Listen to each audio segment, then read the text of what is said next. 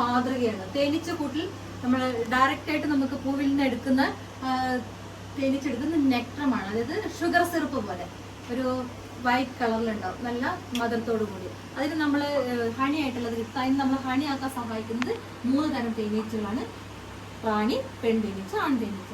നമ്മുടെ ക്വീനാണ് കൂടുതൽ ഏറ്റവും വലുപ്പമുള്ളത്, കാണാനും ഭംഗിയായിരിക്കുന്നത്. നമ്മുടെ ഫീമെയിൽ പെൺ തേനീച്ച മെലിഞ്ഞിട്ടാണ്, ചെറുത് വലുതാണ്. ഇവരെയാണ് വർക്കേഴ്സ് എന്ന് വിളിക്കുന്നത്.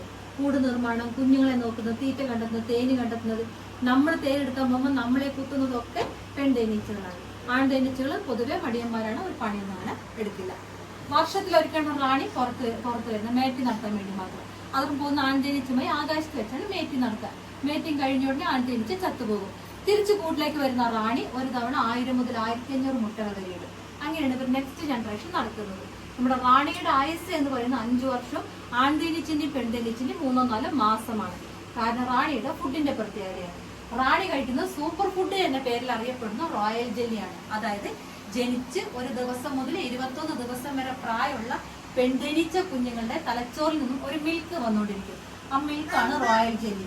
ആ റോയൽ ജെല്ലിയാണ് റാണിയുടെ ഫുഡ്. അത് കാരണം റാണിക്ക് ആയുസ് കൂടുതലാണ്, കാണാനും ഭംഗിയാണ്. ഒരു തവണയിൽ തന്നെ 1500 മുട്ടയുടെ കപ്പാസിറ്റിയും കിട്ടുന്നു. ആൺതേനീച്ചയും പെൺതേനീച്ചയും ബീ ബ്രെഡ് എന്ന പേരിൽ തേന്, പൂമ്പൊടി, വെള്ളമാണ് അവരുടെ ഭക്ഷണം. ഇത് തേനീച്ചന്റെ തലഭാഗമാണ്. നമ്മളെപ്പോലെ 2 കണ്ണൊന്നല്ല, 5 കണ്ണുണ്ട്. മുകളിൽ 3 സിമ്പിൾ ഐസും വലിയ 2 സൈഡിലായിട്ട് വലിയ കോമ്പൗണ്ട് ഐസ്. ഇത് മൾട്ടിപ്പിൾ ഐസാ. സെൻസറി പവർ കൂടുതലാണ്. അത് കാരണമാണ് നമ്മൾ തേനീച്ചനെ കല്ലെറിയെന്ന് പറയുന്നത്. സെൻസറി പവർ കൂടുതലാണ്. നമ്മൾ എവിടെയാണോ ഇരിക്കുന്നത്, എവിടെന്നാ കല്ല് വരുന്നതെന്നും എവിടെയാണ് പതിക്കുകയെന്നും തേനീച്ചക്ക് നന്നായിട്ട് സെൻസറിങ് ചെയ്യാൻ കഴിയും. അത് കാരണമാണ് നമ്മൾ ഓടിച്ചിട്ട് കുത്തുന്നത്.